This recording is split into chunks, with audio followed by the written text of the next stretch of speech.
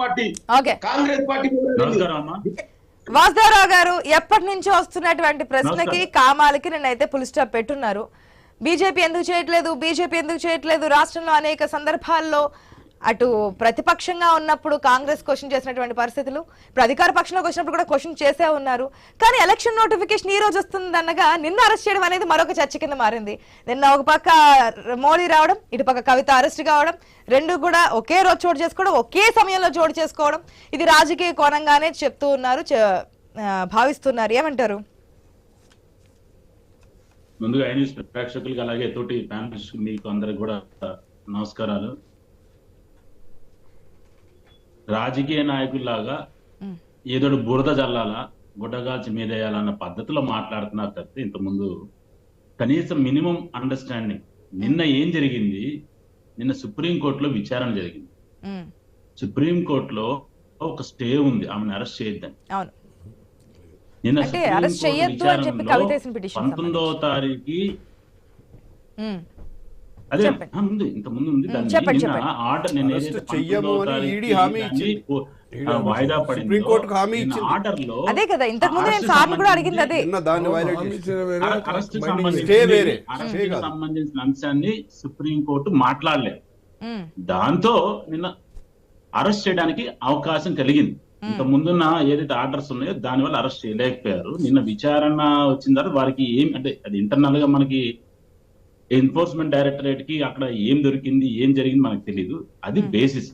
నిన్న జరిగితే ఇప్పుడు ఎప్పుడు చేయాలో పోనీ కాంగ్రెస్ నాయకులు బీఆర్ఎస్ నాయకులు చెప్తే ఆ డే టు టైం చెప్తే ఎన్ఫోర్స్మెంట్ డైరెక్టరేట్ వాళ్ళు అప్పుడు అరెస్ట్ చేస్తారు. వీళ్ళు చెప్తారా డేట్లు?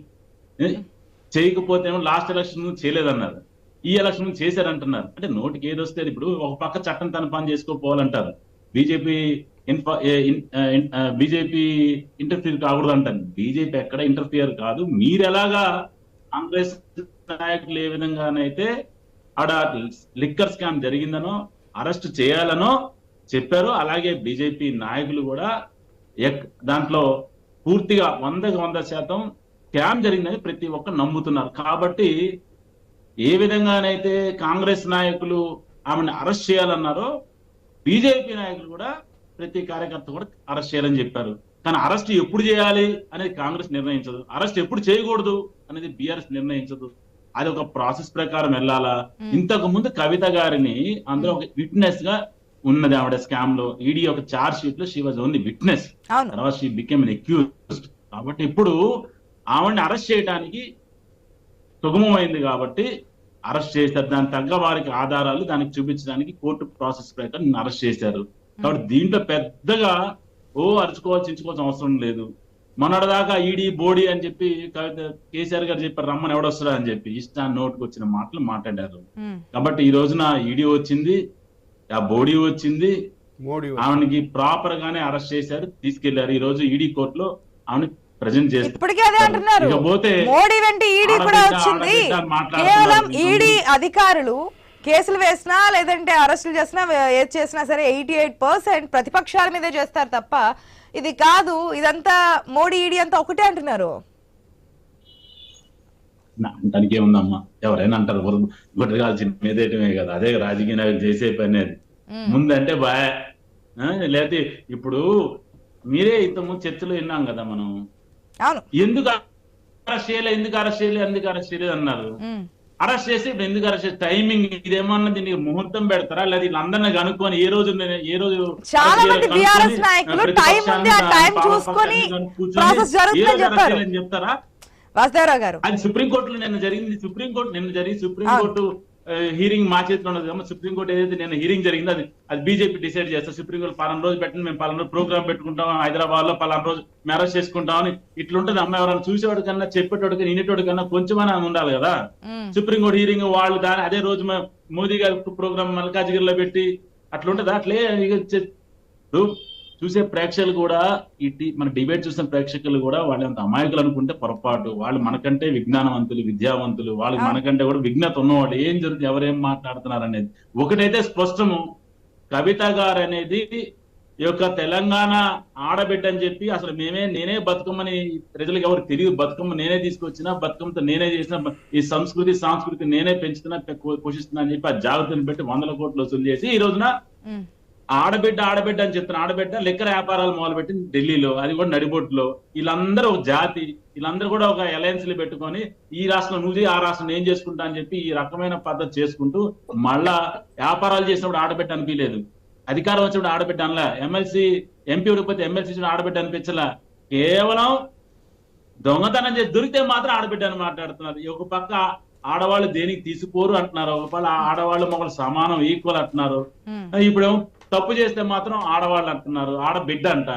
అరే ఎడబోయింది ఆమె. నిన్న మనం ఎంతమంది ఆడబిడ్డని ఉసురు పోసుకోలేదు తెలంగాణ రాష్ట్ర ప్రభుత్వం. చిన్న ఆడబిడ్డల్ని ఊర్లలో, అరే మా ఊర్లో మరి ట్రైబల్ లేడీస్ ని, తల్లిని, పిల్లని కూడా అరెస్ట్ చేసి లవ్ పెట్టినప్పుడు ఈ పెద్ద మనుషులకి కళ్ళు కనబడలేదు అంటున్నా. ఖమ్మంలో పోడు భూములు చిన్నది ఎల్ల నగరం ఉంది, అక్కడ 26 మంది మహిళల్ని కడుపుతున్న మహిళల్ని, ప్రసవించిన మహిళల్ని, అంటే 3-4 నెలల వయసున్న పిల్లలను కూడా అరెస్ట్ చేసినప్పుడు ఈ పెద్ద కళ్ళుల కబోదులు కనబడలేదంట. వాళ్ళ ఆడబిడ్డలు కాదంట, కవిత ఆడబిడ్డ అయిందంట. కవితకేమో ఆమె అరెస్ట్ చేస్తే తప్పట. అరే ఎంత దుర్మార్గం ఇది, ఎంత దుర్మార్గం. అరే అసలు కవితకున్న స్థాయి ఏంది, ఆమె అధికారాలు ఏంది, మాజీ ముఖ్యమంత్రి బిడ్డ, ఒక పక్క ఈ 3 మంత్రులు వచ్చే ఆడబిడ్డల్ని ఇక్కడ వేసి లోపలేస్తే అడిగే దిక్కు లేదు. అరే మన ఒక ఆడబిడ్డ మరి ఇండిపెండెంట్ గా పోటీ చేస్తే అసెంబ్లీ ఎన్నికల్లామని ఏ విధంగా ఇబ్బంది పెట్టింది చూడలే. బీఆర్ఎస్ నాయకులకి ఆడబిడ్డ అంటే కేవలం కేసీఆర్ కుటుంబమే, అందుకే కుటుంబం చెప్పేది. లోక్సభ ఎలక్షన్స్ అనేవి చాలా క్రూషియల్ గా తీసుకుంది బీజేపీ, ఎందుకంటే ఎన్డీఏ కూటమికి 400+ రావడానికి ట్రై చేస్తూ ఉంది. దానిలో భాగంగానే తెలంగాణ స్టేట్ లో గతంలో కంటే అధిక సీట్లు గెలుచుకోవాలి.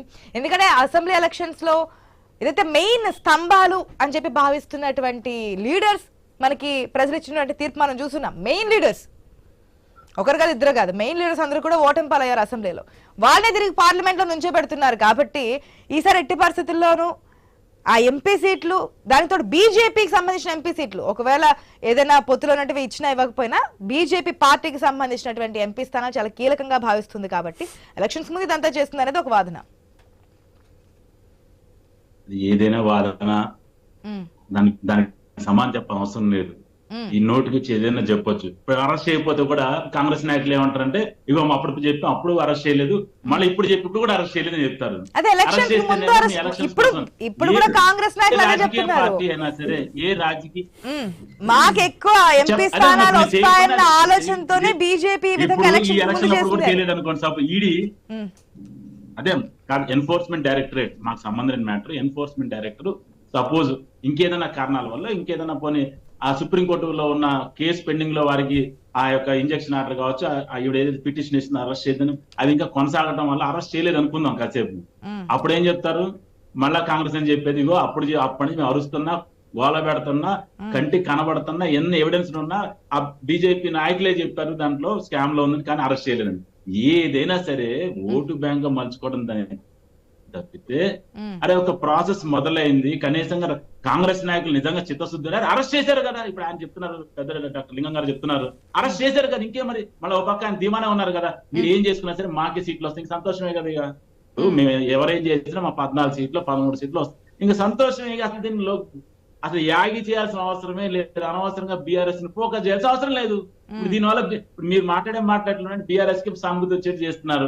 మీరు స్పష్టంగా అడిగారు ఇందాక, మీ ఏదైతే బీఆర్ఎస్ ఉంటే ఇటు కాంగ్రెస్ పోతే బీజేపీ పోతే, దాని సమాధానం ఏం లేదు, ఖచ్చితంగా బీజేపీకి వెళ్తాయి. ఎందుకంటే ఏం చేశారు ఏంటంటే అది ఆ చర్చకి నిలదలుచుకోలేదు.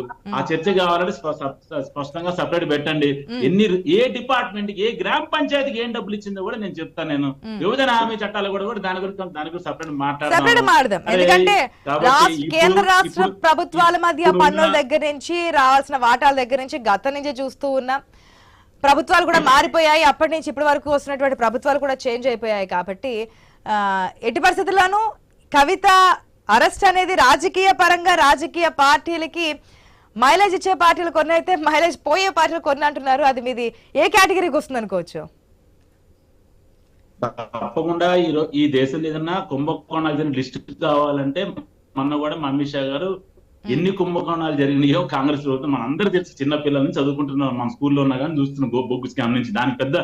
కాబట్టి ఈ రోజు అవినీతి రహితంగా ఈ దేశంలో ప్రతి పౌరుడు తలెత్తుకొని తిరిగే విధంగా ఏదైనా పరిపాలన ఈ రోజు చేస్తున్నా ఆందోళన నరేంద్ర చేస్తుంది మోదీ కదా గారి బీఆర్ఎస్. పరిపాలన.